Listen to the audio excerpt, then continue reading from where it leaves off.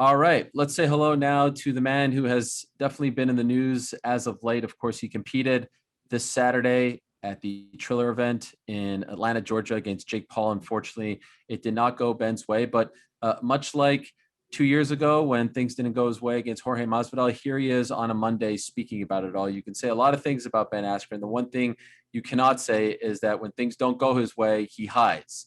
He faces the music, he answers the questions, and I appreciate that very much about him. Ben, thank you for doing this. How are you doing? Yeah, I wish we had some more positive things to speak about at some point. I mean, I We have a lot will. of great things in my life. You just don't care about all That's those other not things. true. Well, I mean, it's fair. You don't have to care about what my kids do or what my wrestling academies do.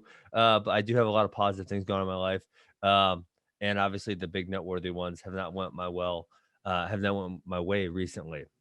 Well, they went your way for a very long time They did. in Bellator and won championship and early on in the UFC. And we will get to that because I think it's actually a very good point about your legacy and all that stuff. But first, here we are, less than 48 hours removed from this wild and wacky event in which, of course, you did lose in the first round to Jake Paul. Yes. How are you feeling about everything that happened on Saturday night? Um, I mean, obviously, it wasn't ideal, but I feel like I told everyone going into the fight many, many times. And then there's a photo of my wife and I kind of smiling with each other. It was circulating. I didn't give a after the Monday after. I'm going to be doing podcasts and coaching wrestling, win, lose, or draw. Like there was no more fights for me. That was it. And obviously, I would have liked to win, but it was like the referee stopped it. And I said, "Are you really sure that's what you want to do?" And he said, "Yeah." And I said, "Well, I'm fine." And then that was it. So then I'm like, okay, I don't need to be here anymore. I'm out of here. Do you regret taking the fight? No, not at all. It's like so the oh, I mean, I actually I figured you were gonna ask that question. Um, and the only reason I would not have taken the fight, the one and only reason, actually happened, right? And the reason is the ability to be or the ability to have an embarrassing moment. And that's a terrible reason not to do it, in my opinion. Like I said, I was going to take, I said the main two reasons I'm going to take it because I'm getting paid really well. And I thought it was a fun opportunity. I still think it was both of those things. I mean, there was certain things about leading in the 11 weeks leading up to it that kind of stressed me out because some things weren't really well organized. But overall, I really enjoyed myself and I made a lot of money. And unfortunately, I didn't get the result I wanted to. But again, Monday afterwards, I'm just going to go back to my regular everyday life. You mentioned an interesting word there, embarrassed. I'm wondering if you are more embarrassed, if at all, by this result than the Masvidal fight. I would say they're equally embarrassing. The Masvidal fight obviously meant a lot more to me. I mean, this was a fight that had little significance in my life. And the Masvidal fight had gigantic significance. You know, my Masvidal fight, if I won that, I was going to fight for the UFC title, which was the only belt at that point that I hadn't held.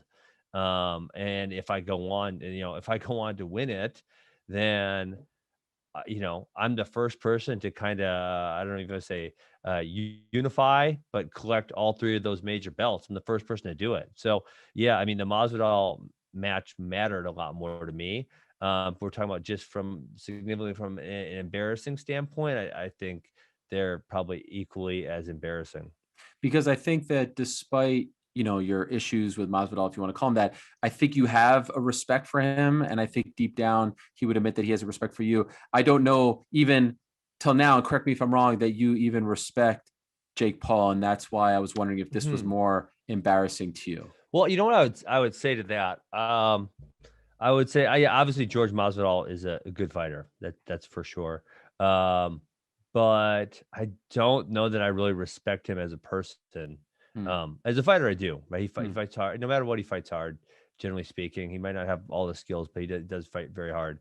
Um, and it kind of says going to the Jake Paul fight. It's like, I mean, unfortunately, I didn't get the chance to find out, but it's like he could be a good fighter. We don't. The answer is we don't know. It's like, well, if you want to gamble on this fight, it's like this is like the worst fight ever to gamble on because there's literally so many unknowns. I mean, you don't know anything, um, and so I don't know. Maybe he's good. I don't think so. I think I just didn't defend the overhand right really well, and he does land that punch hard. But still it's TBD because he's going to fight probably someone who's significantly better at boxing than I am. And if he beats them, we'll see. I mean, so him and Tyron are kind of been going back and forth. Um, we'll see if that happens. I would love for that to happen because Tyron is a significantly better boxer than myself. He's very good, has a lot of power. So I'd be interested to see what happens there. Have your opinions on Jake, the fighter, and or even the person changed at all after all of this? No, he appears to be a pretty person. I think, and I've had some people tell me, I literally asked them, I said, well, come on, just on TV or in real life, and they're like, no, in real life too. But I don't know him in real life. I've never met him. I've never spent time with him, so I don't know for sure. What about as a fighter? He's got a good overhand right. I didn't defend it well enough. I mean, I heard my corners yelling. A big part of my training camp and every coach that I worked with said this was my guard was too loose. And part of the reason was because I fought MMA for 10 years. I wanted people to throw overhand rights because that's generally the easiest punch to get a takedown off of, right? When they loop the right hand, it's really easy to get a takedown. So my guard was always significantly open on that side. And it was just something that was repeated. And I even heard both Tyron and Biggie say that in my corner, tighten up your guard. Tyron was on my ass all week about it, actually. And rightfully so. And it was something like I tried to make myself do. I really did, but it was still the bad part. It was still a conscious thought. It was like your guard's too loose, tighten it up. And if you're competing in athletics, you don't want to have conscious thoughts, right? You want to have those things happen. But I boxed for 11 weeks. I fought mixed martial arts for a decade. So it was kind of a hard habit to break. I don't think I've ever asked a fighter this question after a fight, and knowing you like I do, I don't think you are going to be offended by the question, Go but I for it. think you will not be surprised by the question at all. Um, did you train for this fight? Absolutely. Yeah. Does it bother you that people are insinuating you did not? No, I get it. I get it. I mean, a part of it's just because my physique looks like, but I mean, you guys made fun of my physique when I fought 170. What I do you didn't make. think? I never made fun of your physique, Okay. for the record. Either way, a lot of people did. It's fine. I'm okay with it, right? It's just what my body looks like. And listen, hey, listen, all you people love you guys for love yourself for who you are, right? You can't change the way your body looks. Well, I guess you can't if you want to pay for a lot of plastic surgeries, and some people unfortunately end up doing that. But you are who you are, right? And that's me. So you made fun of how I looked when I was 170. What did you think was going to happen when you added 22 pounds to that physique? And honestly, and there was one photo posted of it, and I told Triller it was so dumb. But like when I first started training, right? So I had 11 weeks to prepare. I was like 215. Because I literally hadn't been working out. My hip surgery I was just literally getting kind of cleared to get back after it. And I was really, really heavy. I said, don't come take pictures because I look like, I know I'm going to lose weight. So maybe like come back in a few weeks. And I ended up losing like, I don't know, 20, 22, 23 pounds, something like that over the course of the camp, to the point where I cut like, I don't know, 3 pounds for 192, maybe something to that effect. And so, I'm wondering in hindsight, we've seen this historically in MMA. BJ Penn moves up to 170. He doesn't train as hard because he knows he has 15 extra pounds. Do you think that in hindsight you were like, oh, I don't have to push myself as much because I don't have to lose as much weight? Like maybe trying to come in at 170 would have actually been better, despite the fact that you would have been giving Yeah. up 15, 20 pounds. Well, so I never would have got down that far. Okay. So if we're talking about water weight cut, so water weight cut to 170, I usually cut from like 183 pounds. So it Okay. was my walking weight, and then I'd water weight the rest off. Here, I was probably 194, 195. So I'm like 10 or 11 pounds above. But again, over the course of 11 weeks, I dropped 20-ish pounds. Mhm. So I lost a lot of weight. And I don't think if they were said fight 170, I would have said I can't get there in that time. It's impossible because of where I'm starting at. Remember that I was retired. This came out of nowhere. Sure. And really the only things I really focused on the entire camp were, um, the boxing skill part of it, and then getting in shape to fight 8 rounds hard. That was really it. And there was nothing. I mean, there's nothing else to it. That was it. I'm sure that you are seeing people say it was rigged. Yeah. You took the punch, you went through it. To see that, to have like your integrity question, does Yeah. that bother you? Man, that's human nature. It is. It definitely didn't happen. I got hit. I mean, I guess the question I would ask those people is what do I gain by it? I told you guys what I made for this fight. It was a very nice paycheck, but I'm also not destitute and poor. Um, and so what do I gain by that? And the answer is nothing. I think in fact I would actually lose a lot. And no, it's not that's not something that would ever cross my mind. In the build up to the fight, like even Saturday, even in the locker room when you woke up, were you confident you were going to win this fight? Or, obviously you said what you said in the lead up, and your Yeah. team said what they said, but like now that it's over, deep down, were you questioning yourself at all, or did you really feel like you would beat this guy?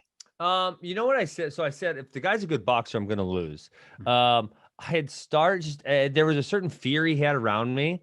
Um, and I was starting to get the feeling that maybe he's not very good. Like, Mm. why is he so nervous and worried? And because I'm obviously not a really good boxer, maybe he's not very good. There's probably the point, just the vibes he was giving me, where there's probably a better chance that that's the case than opposite. Um, so yeah, in the locker room, I was getting pretty confident that I was going to win.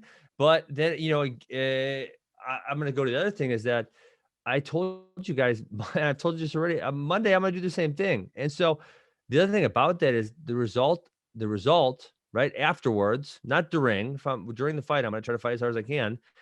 But afterwards, it's kind of irrelevant to me. My life is going to be the exact same, one way or the other.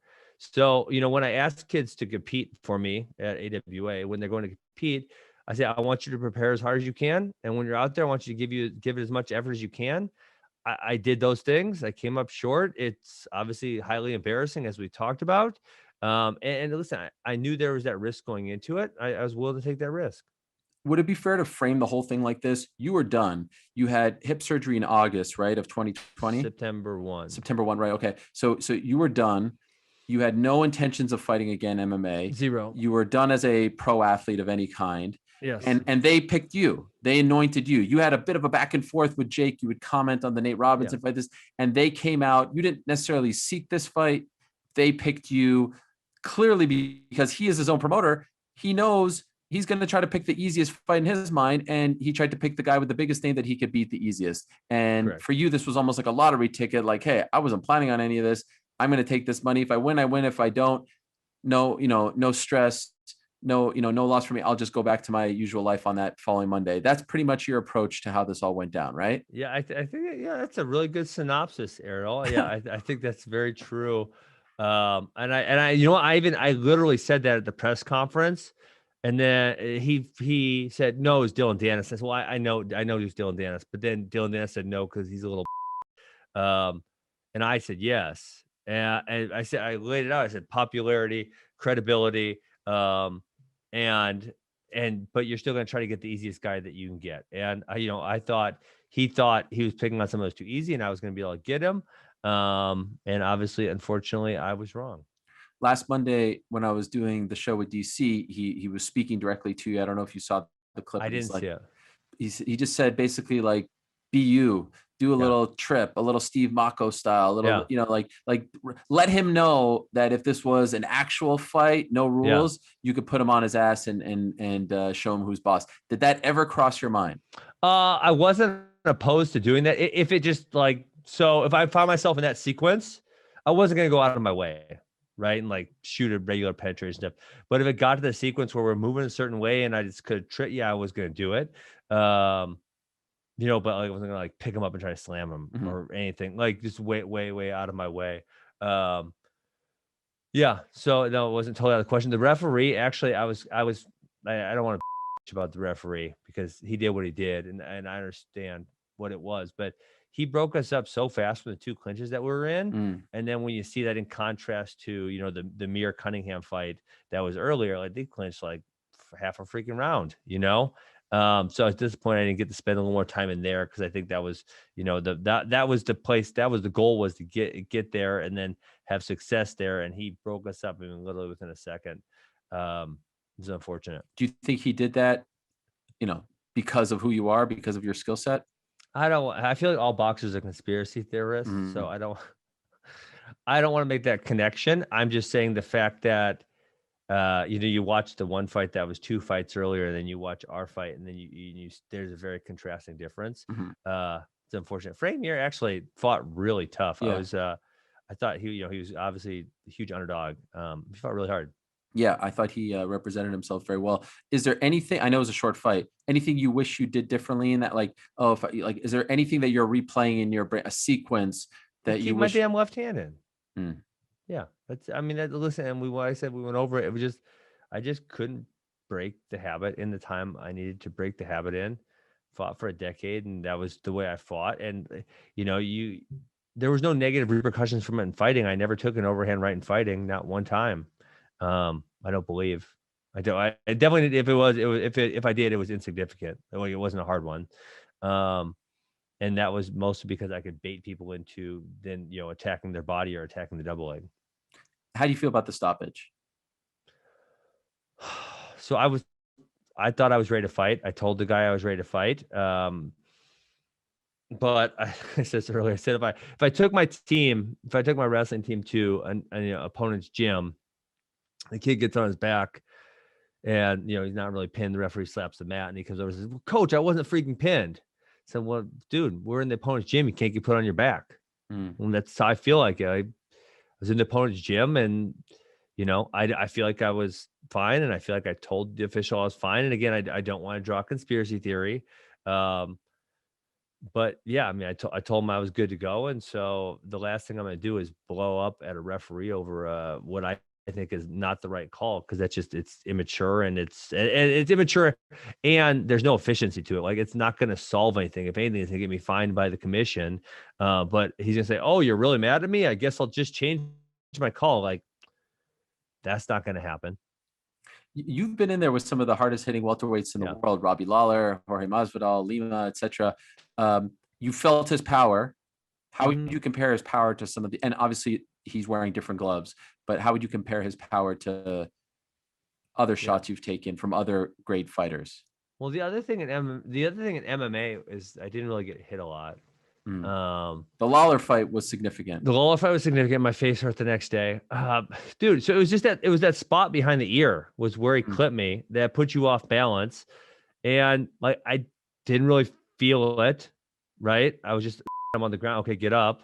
And then it was like, there's not like a lot of pain there. So I don't know. He hit me hard enough to knock me down.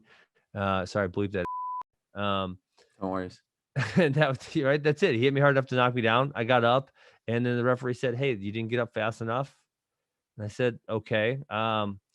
He didn't really land. He kind of like a little bit landed a couple punches before that, and none of them really hurt. They didn't feel all that powerful, but they were boxing gloves as opposed to MMA gloves. You mentioned something about being in his gym. What was the experience like all week? Like, it was very clear this was built around him. He's Yeah. the star, if you will. Did you feel the love, or did you feel like, oh, I'm here to lose? Like, everyone here wants me to lose. Everyone here is hoping I lose. Like, what was the feeling like all week in Atlanta for you? Mm. You know what? I felt more like that in Las Vegas, and then the more I got close to the fight, like, You mean, and for the record, you mean Las Vegas last month for the press conference, correct, right? correct, Yeah. yes, yes, yes, yes, yes. I just Just didn't want I had people to to go up think. and do this interview with Snoop and Jake, and it was really like, the CEO was talking to Jake, and Snoop Dogg was talking to Jake, and I'm sitting here by myself, like, let's just do this interview and get me out of here, Mhm. So I definitely felt that way. But the CEO actually donated to my wife's cousin, Oh, who had childhood cancer, and they sat down and talked, and he said some really nice things. And then, a handful of the Triller people were Jake. Has a very big ego, and he thinks he can do things whoever he wants to do things. And I could tell without them verbalizing their annoyance, I could tell they were annoyed. So I actually didn't really feel that way very much at all. okay, that's good. I mean, you mentioned Snoop. I guess he's a part owner, and he's also on the broadcast, and he's celebrating when you lose. Does that Yeah, annoy and you? someone else brought up the fact that he's part owner and he was betting against me, which really seems like a conflict of interest.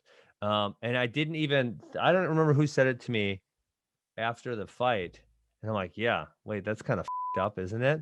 That someone who's the owner, who has control over thing is also has a financial interest in a certain fighter losing. I think that's what Pete Rose got banned from baseball for. I mean, to a degree, a little different. Pete Rose wasn't an owner; he was just a manager. But Like someone who has control. yeah, fair enough. Yes. What time did you get to the arena? I didn't get there till like nine-ish. 9 Eastern. So that was like the start Yeah. of the main card. Yeah, correct. Mm-hmm. What is going through Ben Askren's mind when you're seeing all the musical acts, all the hijinks? We don't have to get into like all the stuff, but like, I mean, that was a surreal. And then the Pete Davidson thing, which I have to ask you about, like the whole thing was just surreal. First, before we get into Pete Davidson, in particular, what is going through your mind as you're watching this all unfold and you're the headliner? And I'm assuming, as you alluded to in that interview, like a lot of your students and you know your rest are watching this and their parents and all. Like, what is actually going through your mind when you're in the locker room? I mean, it's like, and this is like Tyron was helping me a lot because I'm so out of touch with pop culture. Like, I do my podcast, I go play disc golf and chop down and burn, and then I go coach wrestling. That's like what my day is mostly consisting of. So I have never heard of Sweetie or I don't recall who the other people were. I mean, you've heard of Ice Cube and Snoop. Yeah, well, that's my era. So yes, I had heard the Black Keys. You know the Black Keys. I couldn't have told you. You said name a Black Keys song. I would say I don't know. I can tell you who Bieber is. Yeah, I know Bieber. All right. I couldn't probably list a whole bunch of his songs, but I could tell you people really like him. So anyways, yeah, when it's going on, it's just like whatever. I just got to wait till the fight's going on, and I was kind of like the pacing was very slow. So initially, I think they told me I was gonna make my walk at 11:45, and then eventually said, well, actually it's gonna be like 12:30 or whatever. And it's like that's way past my bedtime. But okay, but yeah. So I mean, I thought two things. I thought over sexualized performances, and this I told Tyron in the locker room, dude, I'm such a dad now. Like, maybe I'm an old guy. I think Tyron actually complained about over sexualized also, because I think I made the joke that we're both old guys. Maybe he did, maybe he didn't. I'm not. I think it was something like that. And the second thing was like the glorification of weed, which, listen, I don't. If you're an adult and you want to go smoke weed, I think it should be legal everywhere. I don't really care at all. But just the glorification of it when kids are watching, like, I didn't really love that. And that was what I said. So the guy behind the camera in the Pete Davidson interview was the executive producer. And I said to him, like, dude, I'm like kind of embarrassed to be associated with this. And like, I don't really like that I am right now. What did he say? I don't think he had a response. I mean, it's on camera. Okay. I don't think he just, okay. Right, because I was sitting there talking to Pete, and Pete said something about it, and I saw the guy right there, so I said something to him, and I don't know, maybe he shrugged his shoulder. Probably thought, oh, that guy's a freaking which I don't know, maybe I am, but I'm a guy who's going to say what he thinks at all times, regardless of who's in the room. And okay, so now give me the timeline for this Pete Davidson thing, because that was just I texted you this, like it was like a pro wrestling. So Pete Davidson of SNL fame, comedian, all that stuff, popular guy, goes into the locker room of Jake Paul and is basically like telling him how big of a fan he is. And then you, a couple of weeks ago, when it was announced that he was going to be a part of it, you tweeted like, "Oh my God, I can't believe Pete Davidson." Totally forgot that too, and he brought that up. Yeah, but then. Correct me if I'm wrong. You tweet like, "This weasel, I dare him to come to my locker room." Well, yeah, because he went over and said I'm a tool, and I can't remember what else he said. It was something not all that nice. So you're watching this. You're watching. I'm watching it. So I said, "Okay, come interview me." And so he does. Like, was that even a plan, or did you? No one told me it was a plan. It probably, I wasn't involved in anything. I'm just sitting in my locker room. Yeah. So then he did. Cool. And so he does. And what do you think is going to happen? And then what is your thought when he does all of a sudden say, "No, I don't actually like that guy. I'm rooting for you." Oh. Geez, hold on. Pulled the microphone out. I still hear you. Okay. Yeah. So no, I listen, Ariel. This is one of the things people probably like the most about me. Yeah. I'm going to tell you exactly what I think and exactly how I feel, regardless of who you are or if we're on camera or not. And so he came in. I said, "Sit down. Why are you such a?" Or I don't remember what I said. Something. The interview's online, right? You can watch it. Yeah, it was incredible. And then, he said, "Well, you actually said this about me first," which I'm like, okay, you know what? That's a very fair point. I totally forgot I said that. And, it was kind of more said in jest that, well, he's not a boxing expert, obviously. That was why I made that comment. And Hey, we kind of got along or hit it off, and maybe he was acting after that. I don't know, but then he goes on to say, no, we actually all hate Jake Paul. And then, then where I got it for good though was and I said, well, why? And he said, well, I don't have an hour. I said, well, I do. Why don't you tell me? And then, he proceeds to list off a handful of reasons why nobody really likes him. That was very. By the way, did you know who he was before all this? Like, are you a fan of his? Yeah, well, I don't know about a fan. Unfortunately, the only one incident I know him from was when he made fun of, oh my gosh, what's his name? With the guy with the eye patch, senator, congressman, Dan Oh, Crenshaw. Dan yeah, yeah, Crenshaw. yeah. So he made fun That of was him. that was a few years ago, right, right, Yeah, right. which I thought was distasteful. And then, you know what? To his credit, I believe, and hopefully I'm not wrong on this, but I think Dan Crenshaw then went on the show, Hmm. and then I think that they kind of hashed it out, which Yep. that to his credit, that's good. When you say some stupid, then you own up to it, then you're all good. He had a movie that came out recently called The King of Staten Island. Oh, really? Maybe you and your wife will. It was actually a really good movie. I don't know if you know about his past. His dad died in 9/11. And I so didn't know that. yeah, it's kind of based on his upbringing. So in any event, that was surreal to watch. And then you go out there and the fight kind of plays out the way it does. Did you go back and watch it at all in the last 2 days? Do you have any interest in doing so? I saw a couple clips because Yeah. Portnoy put up this clip of my head is Bitcoin, and then I saw someone else put up the clip. Yeah, I mean it sucks because I mean I knew what happened, like with the Masvidal thing. I didn't know what happened with the thing that happened. I knew exactly what happened, and it sucks because I remember, right before that, again, I had to consciously think about my coaches kept saying, "Stop reacting to his fake, and your guard's too loose." And they kept saying that, and I remember hearing them say that, and I remember a couple times saying, "Okay, pull your guard in," um, and then I obviously realized I got hit with an overhead right, and then I got up, and so for me there really wasn't a need to watch it. Does it feel like deja vu a little bit? Everyone talking about you on a Monday and this moment that you would have preferred not happen and like you Not mentioned. really. No, it No, doesn't. because like I said, the last one I really cared about. I mean, I wanted to go complete the trifecta and win all 3 belts. It was one of the most important things I was chasing, and it was a gigantic emotional letdown. Um, and with this one, I told you guys all before, I don't give a I Mm. don't. In the contest, I'm going to try to win.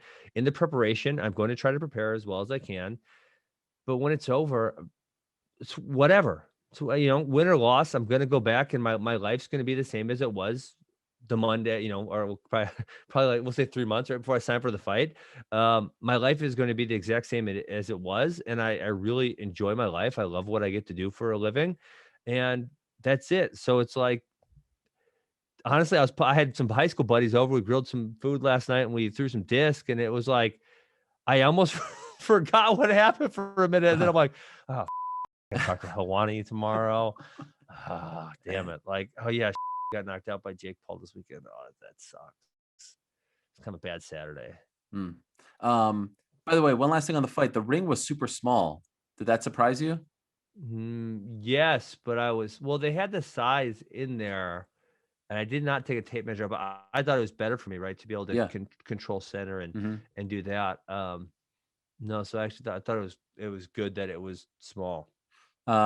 Jake is throwing out numbers of how it did on pay-per-view. Does this affect you at all? Do you get a piece of this pie? Fortunately, I didn't. I proposed that in the negotiations, and I just right. It was if I wanted that, then they were gonna probably try to find somebody else. Are you surprised by these numbers? If in fact I mean, it sounds like It's everyone is. it's it's so fascinating. And someone else said that it's gonna be the most pirated event ever, which I don't even know how you measure that metric. Yeah, yeah. Was it you? Did you say that? I did I not don't. say that. No, no. Okay, someone said that. Um, And it's puzzling to me that this is an event that, to me, it has no, like I said, we compare it to the Masvidal loss, which was deeply emotional to me. Um, this fight, it has no meaning. Like, what does it mean to me? It doesn't mean anything. So a fight that doesn't mean anything to me, captured the way it captured the public's imagination, and everyone wanted to have an opinion on it. It was so fascinating. And actually, there's the picture of my wife and I kind of laughing afterwards. And all week leading up to this, my wife was like, I had no idea. Like, I knew you were going to do a boxing match, and I'm sure some people were going to watch it, but like the public spectacle that this became, like she was just blown away from it. And so after the fight, she said, like, well, this is saying, she says to me, I think it was kind of maybe to keep us grounded or to just realize a regular, like, what is your life? Like, what are you Yeah. doing? You just were boxing and there was a robot and Snoop Dogg Yeah. and Mario Lopez and Bieber was over there singing. Like, what are you doing with your Yeah. life? And it's like, I don't know. I have It's no idea. crazy. It's Would you say wild. that this felt bigger than anything you had ever been a part of? Like again, so are we talking about my perspective or are we talking about public perspective? Like in terms of like, so the reason I asked that is the amount of texts I got Friday and Saturday from people who never talked to me about my job, never talked to me about MMA. Like this was on par, if not maybe even more than a Connor fight, in the sense that people were like, who's going to win? How's this going to go? Tell me about Ben Askren. Like, so Yes. I'm like, well, you care about this? So that to me is like a small little gauge of like how big it got in my little Yes. world. And so I'm wondering for you, did it feel like Well, more? you have a big role there. You're kind of like a superstar or something now. No. But you get what I'm saying, right? Like when No, people I reach get what out, you're saying. Yes, no, it became a bigger public spectacle than anything I've ever done, and it was the thing I probably cared about the least. Like I that's said, wild. That's wild. didn't give a damn. I'm gonna get in here. And I'm gonna work out hard now. I'm gonna fight you as hard as I can. But at the end of the day, on Monday, I'm gonna go back to what I was doing before. And it's so funny because I said this about, who I said this about? I said this about Demetrius Johnson. Trey, it's like I really enjoy him a lot. But for whatever reason, he just didn't catch on with the public's imagination. And there's some of these things that catch the public's imagination, and you're almost at a loss for like, why are so many people interested? I mean, at the end of the day, there was two not very good boxers going at it, and that's what you were interested in. And Mm, so, not you specifically, right, but the yeah. public. Like, why was the public so interested in two guys who weren't very good at boxing? It's kind of mind blowing. So let me ask you about that because this is an insane phenomenon and he is tapping into a lot of people's emotions. It's almost become Jake Paul versus MMA. You have all these fighters now coming out and trying to challenge him. And you have all these boxing people and the media's covering. Like the fact that this guy who only had 2 pro fights leading up to this makes over $1 million against someone who's retired and just had hip surgery. But he is disrupting the whole combat sports pay-per-view model. And I think it's a fascinating Yeah. business experiment. I'm just wondering, why do you think people care so much? Why is this working so well for him? Yeah. Well, I mean, well, so I don't want to be arrogant, but Ariel, I think a lot of it was me on this Mm, one. I will see if he could do it. I mean, the last one he doesn't get credit for because it was Tyson versus yeah, Jones. I mean, for example, for the last one, I tuned into Tyson versus Jones. I didn't watch Nate Paul. What's his name? Jake Paul, Nate and Jake. I didn't watch that fight. Right. I saw it afterwards on a clip on YouTube or something. But I personally tuned in for Tyson and Roy Jones. So I don't think he really gets credit for that one. On this Didn't you one, tweet about it? Like, there's a tweet that is popping up. Like, why is Nate Robinson doing this? I thought I that was know. from the night. Yeah, it was me. Nate Robinson actually reached out to me, and I mean, No way. I don't want to say I talked on him, but I said Jake Paul has been in there for two very good, not very good boxers, so we don't actually know a lot about him. So I thought it was, man, it gave me a lot of respect for Nate Robinson for, I didn't really ever specifically say anything negative about him. I just said, Jake was in there against two guys who never boxed before. Yeah. Yeah. So Nate When reached did he out. reach out? After the fight? Yes, Sunday morning or something. What did he say? My phone's over this. My phone's Okay. charging over there. On the He phone. just said something like, "Yeah, I understand how bad it sucks, and the public will forget about it." Which I That's didn't nice know. of I him. don't know if I agree with him on that one because I've been getting the Masvidal knee gift for effing 2 years, so the public doesn't really forget. And that, hey, as long as you have good people around you, your life's going to go on. And to that part, I agree with. I keep telling you, I love what I do for a living, and I love my wife, and I have some awesome kids, and we had a great day yesterday. And so, yeah, life does go on. And if it was up to you, who would he fight next? Who would Jake Paul fight next? Now, Tyron's my obvious pick. Because Tyron's way better at boxing than I am, like way, way better. That's not even really a comparison in my mind. To me, like I wasn't good at boxing at all. And my whole take was I can put 11 weeks into this and be good enough to beat him. That was my take from the beginning. Tyron is actually very good at boxing. So that's, obviously I'd like to see Jake lose. Yeah, so I hope it's Tyron. So you hope he sticks with and I appreciate you vouching for your friend, but like Tyron's not a pro boxer, right? So Correct. there's not a party that's like, oh no, he should fight a pro boxer at this point. Um, well, if we're talking about like, a smart business model for him, Yeah, this is working. um, it's where, and Tyron's probably even too big of a step up, honestly. Mm. Yeah, someone like a Dylan Dennis or someone who's not very good that's probably the better move. I think at some point the public would push him to take a step up. I don't think now is the time yet where they would. Now he might, right? He may take a step up in competition, but I think the public would give him a few more where, he could fight guys who maybe weren't quite as good, and it would still be kind of like okay. Just a couple more for you, and I'll let you go. Did Mhm. you make more on Saturday than any other night in your MMA career? Yes, Is that mind blowing to you? so stupid. Is it by considerable amount? A good Yeah, enough amount? 30%, Wow, 40%. that Yeah, is wild. So even you as a champion, even you in the UFC, this yeah. wow. I mean, so honestly, okay, I thought about this. Oh, this is kind of utterly depressing, Ariel. Thought about this. I made more in the Jake Paul fight, on just on my base purse, Mhm. nothing else included. Than my all of my fight purses in Bellator combined. That's 9 wins. Wow. So I made 100 in the tournament. That's my first 3 wins. On my last 5 fights, I made 200,000. On this one, I said that's 300,000 total. I made 28 and 32. So I made $360,000 in total purses. Wow. Um, in my run in Bellator. Listen, I thought I was making good money at that time. I was really happy with it. I wasn't discouraged. I knew, obviously I knew if I kept winning, it would probably lead to bigger things. But like when you think about that, like holy is that like that's real. That's crazy. That is crazy. So and so the number that was out there is legit about what you made. My base pay was 500, yes. Yeah, wow. By the way, that whole thing with Tyron and like when you went into the locker room and the other That one guy, yeah. you know what? I actually don't really dislike Jake. I would say I'm more indifferent. Like Mhm. it's just whatever. Jake's Jake. But his like cheerleading squad is like they're gross. They're gross human beings. Like the fact that Jake pays you to be his little groupies is like what are you doing in your life as men that this is your job? Mm. Like, okay, he can have a coach and he can have a training partner. That's cool. Those are I don't want to say respectable professions because anyone can do anything for a life, and I don't want to judge what they're doing to make a living. But some of these men who are his cheerleading squad, um, it's gross that's what you decided that you want to do with your living. It's kind of pathetic.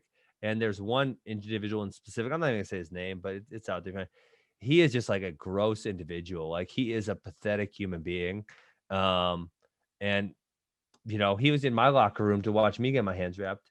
And I was trying to ignore him because he wouldn't shut the hell up. And then I finally said, "What is your job title and what do you get paid? Like, what do you do?"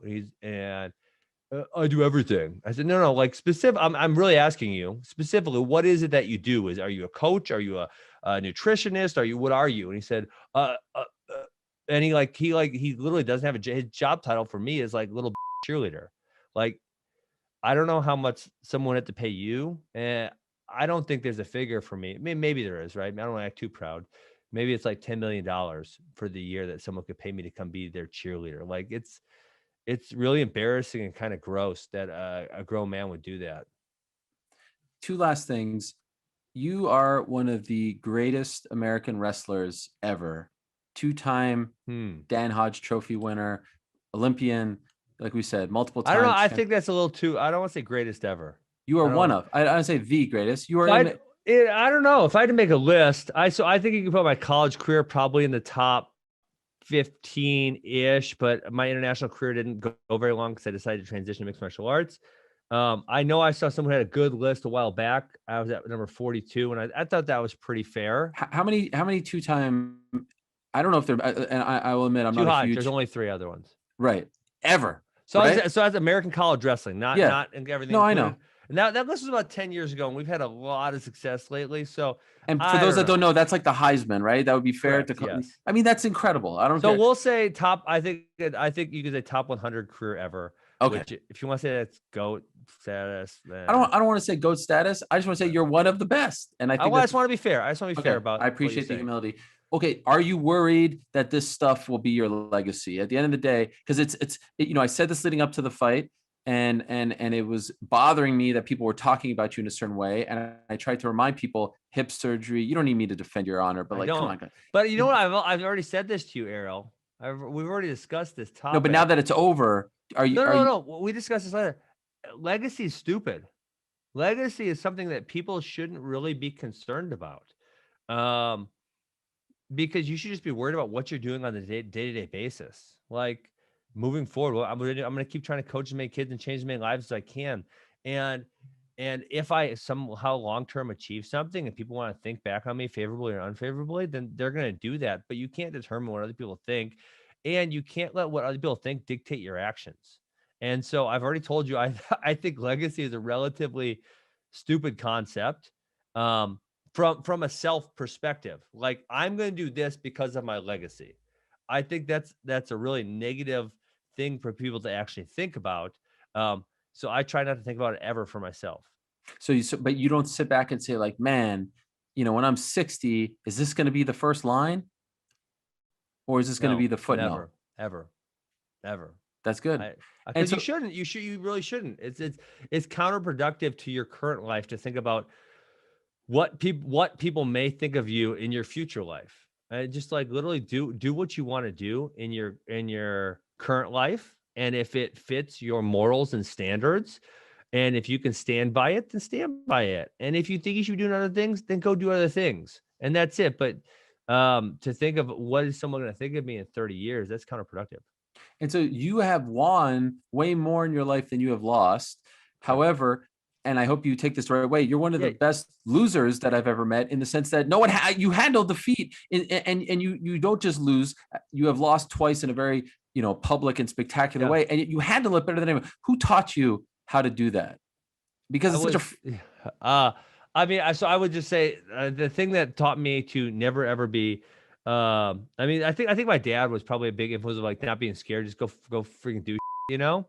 But the other thing I think that was probably a big influence me is I wasn't good. I wasn't good in the beginning, so it's just like I'm just gonna go compete as much as I can. If I lose, I lose, and then I'll just keep moving from there. And then I probably should credit a little bit to the fact that I'm slightly autistic. I think that's like allows me to just like be in the moment with whatever I'm doing right now. that's Like legit. That's like legit. a I'm medical.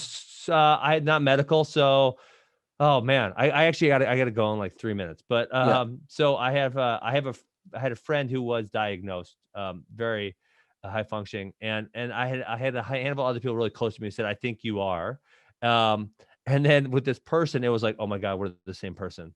Mm. Like, so, I think I did. Actually, I bought no, what I bought this out of her recommendation. I still have to read the text for it, but this, she said it would help my wife Wow. deal with my better, if we could just read through the autistic section in there and understand why certain things are the way they are. But yeah, so I mean, like when she was telling me certain things about her life, it's like, oh, I do that exact thing. Oh, I do that exact thing. Mhm. And so for me, it's like we have a bunch of big wrestling tournaments coming up, and I'm significantly more concerned with what's going to happen in them and preparing for those than I am what happened last weekend. And Okay. that's just like in my nature to just like move on to the next thing immediately.